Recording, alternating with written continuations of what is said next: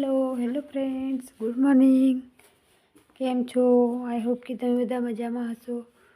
તો જો થઈ ગયું છે સવાર અને સવારના 4:30 વાગી ગયા છે. તો અહીંયા હું ઉઠી ગઈ છું. મેં અહીંયા બ્રશ કરી લીધું છે અને હવે આવી ગઈ છું કિચનમાં બાળકોનું લંચ બોક્સ બનાવવા માટે. તો આજે હું લંચ બોક્સમાં આલુ મેથીની સબ્જી બનાવવાની છું, બટાકા મેથીનું શાક. તો અહીંયા મેં બટાકાને વઘારી દીધા છે થોડી રાઈ નાખીને તેલમાં. પછી હું ઉપરથી લીલી મેથી નાખી દઈશ. તો તેને મિક્સ કરી લઈશ અને પછી બધા બેઝિક મસાલા કરી લઈશ. તો મીઠું છે, હળદર, લાલ મરચું છે, બધું નાખી દઈશ અને શાક હું વઘારી દઈશ. તો બાળકો હજુ સૂતા છે, તેમને હજુ મેં નથી ઉઠાડ્યા. શાક રોટલી બનાવી દઈશ પછી હું ઉઠાડીશ. તો અહીંયા મેં મીઠું નાખી દઈ છું. સ્વાદ પ્રમાણે મીઠું નાખી દઈશ અને મિક્સ કરીને ચડવા દઈશ. તો સવારમાં તો ઠંડી એટલી બધી પડે છે કે ઉઠવાનું પણ થતું નથી. પરંતુ શું કરે, બાળકોને સ્કૂલમાં જવાનું હોય છે તો ઠંડી ઉડાડીને પણ ઉઠવું પડે છે. તો એ મારું શાક મેં વઘારી દીધું છે.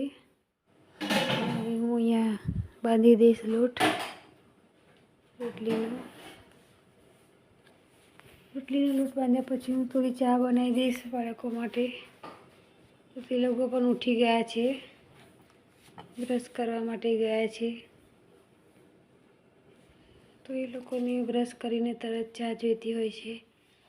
તો અહીંયા મેં ચા ચડાવી દીધી છે અને લોટ પણ મારો બંધાઈ ગયો છે. પહેલાં તો હું ગરમ પાણી કરી લઈશ મારા માટે થોડું પીવા માટે, અને પછી પાણીમાં ખાંડ અને ચા એ બધું નાખી દઈશ.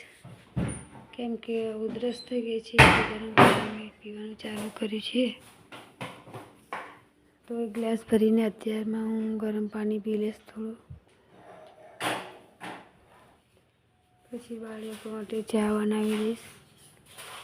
તો હવે બાળકો બ્રશ કરીને પણ આવી ગયા છે.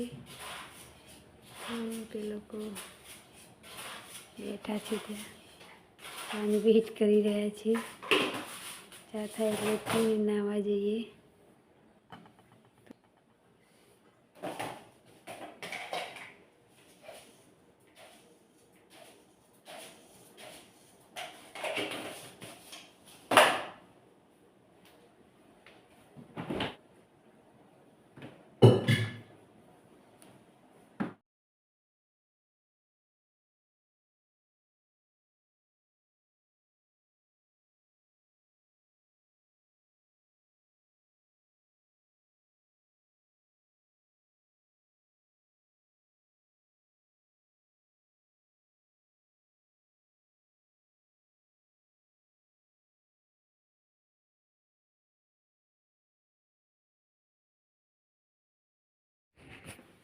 તો અહીંયા જોડે હું શાક પણ ધોતી જાઉં છું, કેમ કે નીચે ચોંટી જાય છે. તો શાક ફેરવતા જાઉં છું, નીચે અહીંયા બનાવતા જાઉં છું. તો શાક મારું અહીંયા ચડી જવા આવ્યું છે, ઓલમોસ્ટ અડધું ચડી ગયું છે.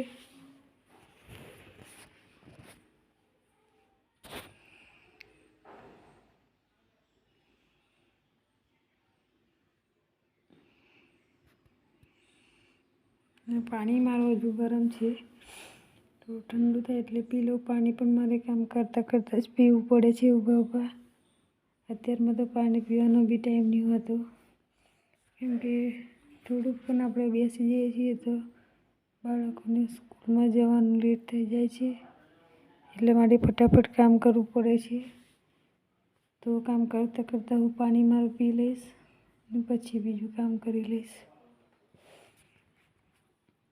તો ચા અહીંયા મારી રેડી થઈ જવા માટે આવી છે.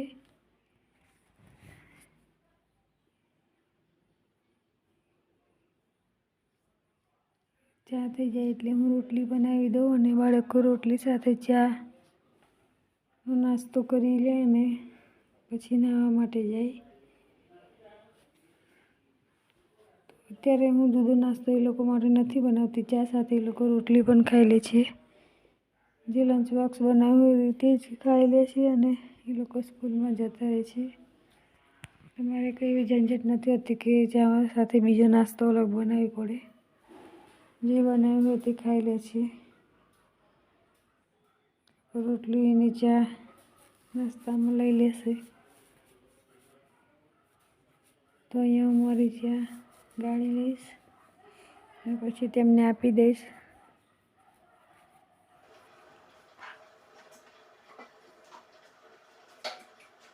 તો અહીંયા લોટ હું રેસ્ટ કરવા માટે મૂક્યો હતો, તેને હું થોડો ફેરવી લઈશ અને પછી તેની રોટલી બનાવી દઈશ.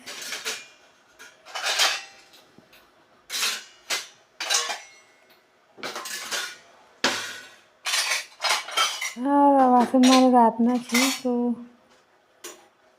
ચા બનાવતા બનાવતા હું મારા વાસણ પણ મૂકી દઈશ. કેમ કે વિરાટ હજુ ઉઠ્યો નથી, તો તે ઉઠતા પહેલાં જેટલું કામ ઓછું થાય તેટલું ઓછું છે. ઉઠી જાય એટલે કશું કામ કરવા દેતો નથી. તે અમારા વાસણ હું પહેલાં મૂકી દઈશ.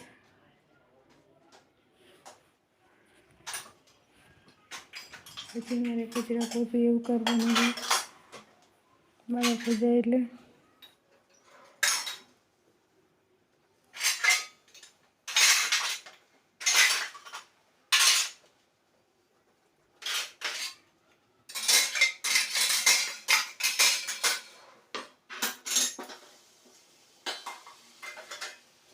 તો એ મારે શાક કરી જેવા આવે છે. ચડી ગઈ છે આમ તો તેને નીચે ઉતારી દઈશ અને હું અહીંયા રોટી મૂકી દઈશ રોટલી બનાવવા માટે. બાળકો નાસ્તો કરી લે ચા જોડે. ચા પણ મારી અહીંયા તૈયાર થઈ ગઈ છે, તો તેને કેટલીમાં હું ગાળી લઈશ.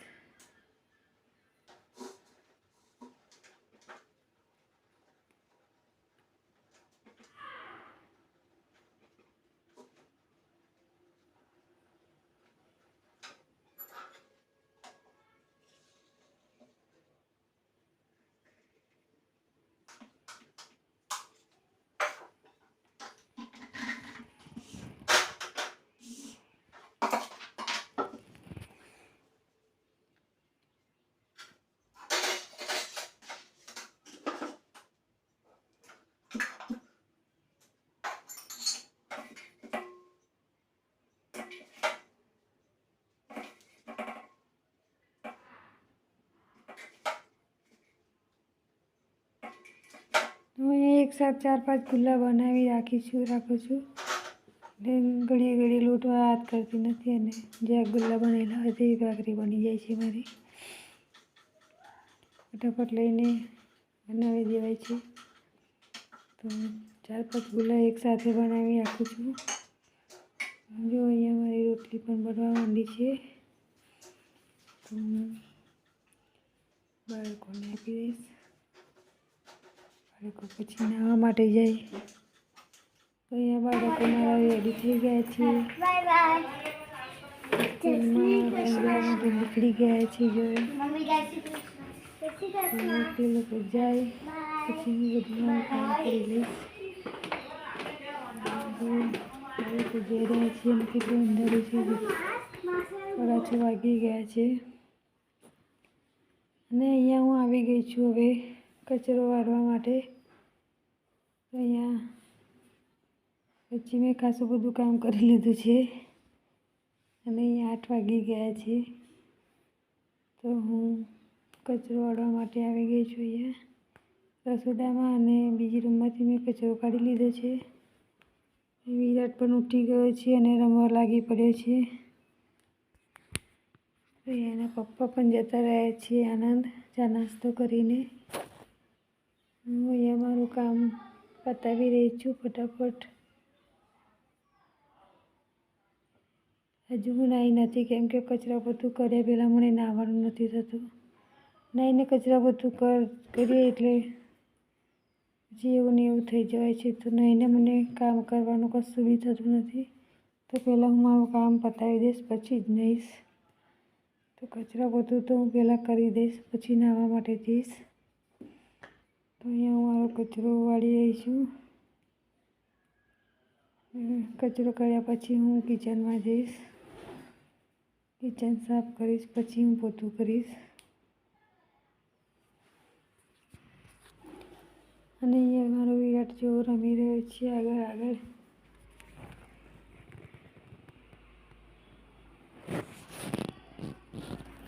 તો અહીંયા હું કિચનમાં આવી ગઈ છું કિચન સાફ કરવા માટે. તો કિચન સાથે સાથે હું રેલ્સો એ વગેરે પણ સાફ કરી લઉં છું, કેમ કે શાક એ બધું બનાવતા હોય એટલે તેલના છાંટા છે એ બધું ઉડતું હોય છે. તો સાથે સાથે મારું એ બધું કામ, અડધી ટાઇલ્સો એ બધું લૂકી લેતી હોય છું. તો અહીંયા કિચન સાફ કરતાં અહીંયા મારી બેન આવી ગઈ છે. તો એને હું 2 ગુંદરના લાડવા આપી રહી છું ખાવા માટે. એ લોકોએ નથી બનાવ્યા એટલા માટે હું તમને 2 લાડવા આપી દઈશ. 2 સવારમાં મેં મમ્મી પપ્પાને આપી દીધા છે. અહીંયા હું તેને પણ આપી દઈશ 2 લાડવા. તો તે મારી સાથે વાત કરી રહી છે.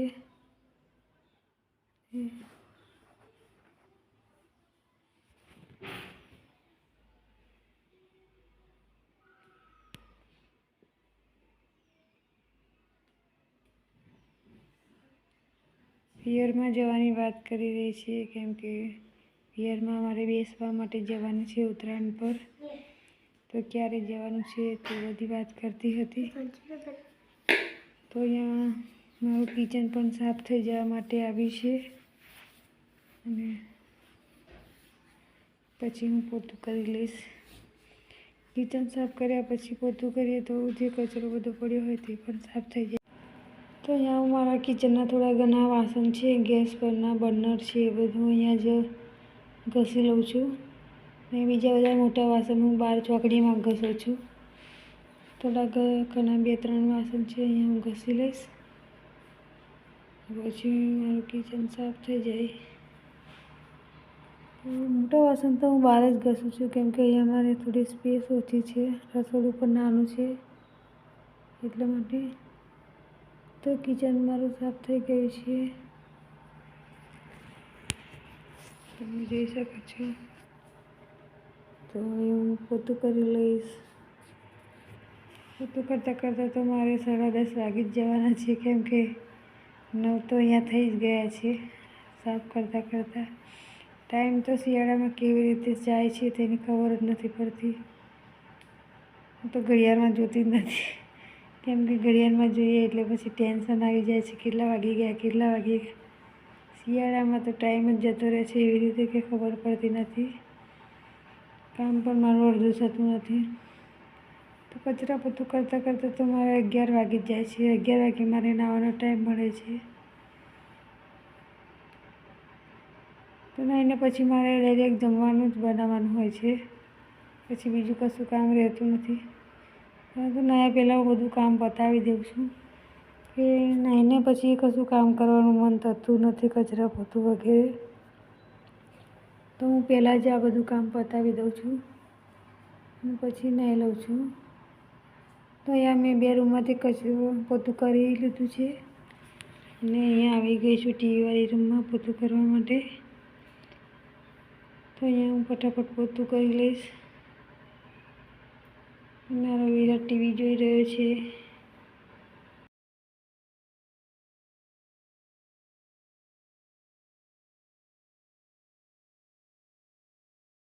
મારું કચરા પોતું થઈ ગયું છે અને હું નાહીને આવી ગઈ છું પાછી કિચનમાં. તો એના પપ્પા જે શાકભાજી લાવ્યા હતા તે હું ધોઈ લઈશ. ગાજર, શક્કરિયા છે, કાકડી છે, બધું. તો તેને હું ધોઈને એક બાજુ મૂકી દઈશ. તો જેવું ધોયેલું હોય તો છોકરાઓ ખાવા માંડે છે ફટાફટ લઈને.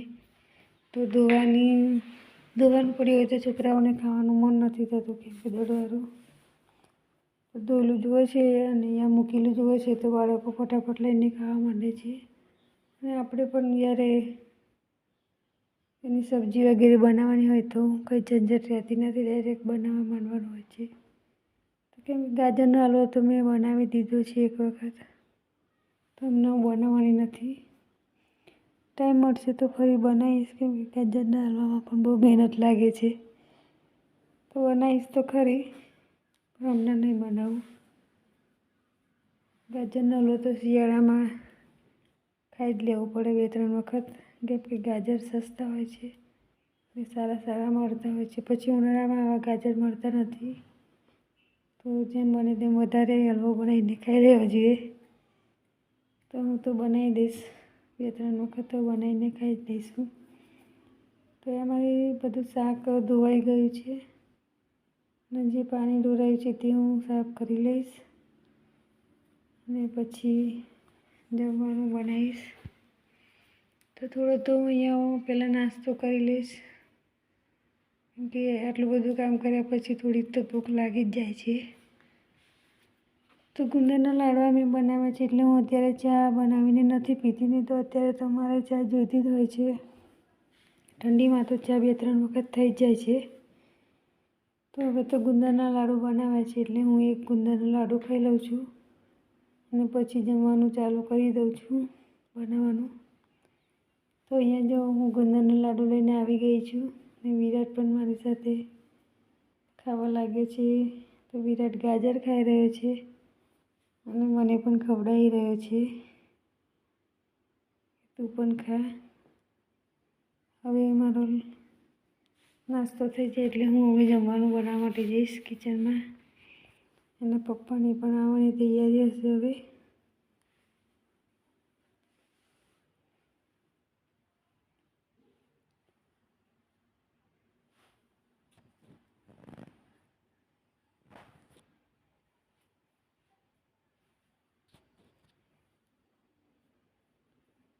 તો અહીંયા વિરાટને મેં એક દાડામાં આપી દીધી છે કાપીને ખાવા માટે છોલીને, તો તે ખાઈ રહ્યો છે અને હવે હું કિચનમાં જમવાનું બનાવી દઈશ. તો જમવામાં તો હું ખાસ નથી બનાવવાની, કેમ કે સવારનું મેથી બટાકાનું શાક થોડું પડ્યું છે, થોડું પરવળનું શાક બનાવવાની છું અને રોટલી બનાવવાની છું. તો જો કબૂતર આવી ગયા છે રમવા માટે.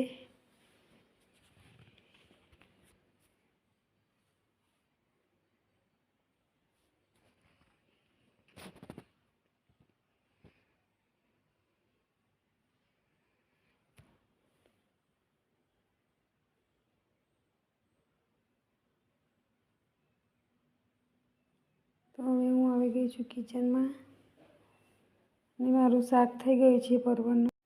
તો અહીંયા હું થોડી રોટલી બનાવી દઈશ, તો શાક રોટલી મારી તૈયાર થઈ જાય અને પછી જમવાનું મારું પૂરું થઈ જાય અને કિચનમાંથી હું નીકળું બહાર. તો આ સાથે આજનો વિડીયો અહીંયા હું મારો પૂરો કરું છું. તો તમને આ વિડીયો કેવો લાગ્યો? જો સારો લાગ્યો હોય તો લાઈક અને સબસ્ક્રાઈબ કરજો. તો મળીએ હવે એક નવા બ્લોગમાં નવા વિડીયો સાથે. તો અહીંયા મેં એના પપ્પા માટે થાળી રેડી કરી દીધી છે, તો એના પપ્પાને બહાર જવાનું છે, તો તમે પણ ખાઈ લો.